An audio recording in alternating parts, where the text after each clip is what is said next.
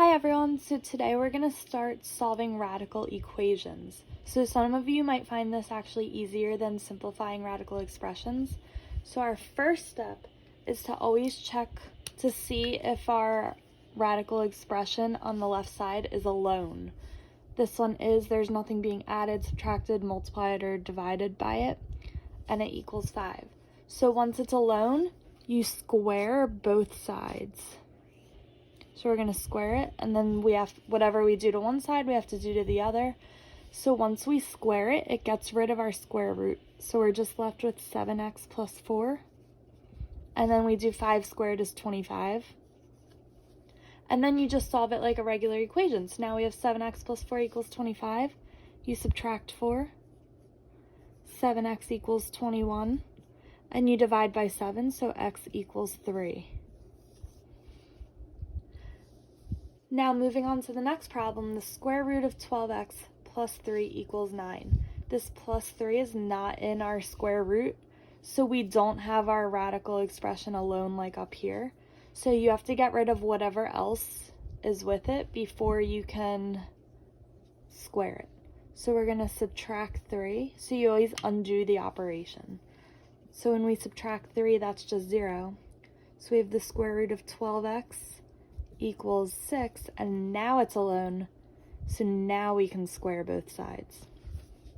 So when we square the square root of 12x, it just cancels out our square root, so we get 12x equals 6 squared is 6 times 6, which is 36. And then you just solve it like a regular equation, so we're going to divide by 12. So we get that x equals 3. Next, we're going to look at what you do if there's a number being multiplied or divided by the radical.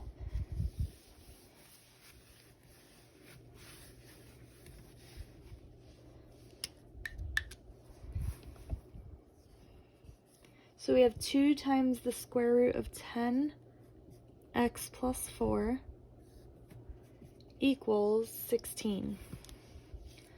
So our radical expression is not alone on the left side because we have this 2 in front of it. So since 2 is being multiplied, to undo multiplication, we're going to divide. So we divide both sides by 2. So we get the square root of 10x plus 4 equals 8. Now we can square both sides. So the square undoes our square root, so we get 10x plus 4 equals 8 squared is 64. Now we just solve the equation, subtract 4. 10x equals 60, and divide by 10. So x equals 6. We are going to look at one more example.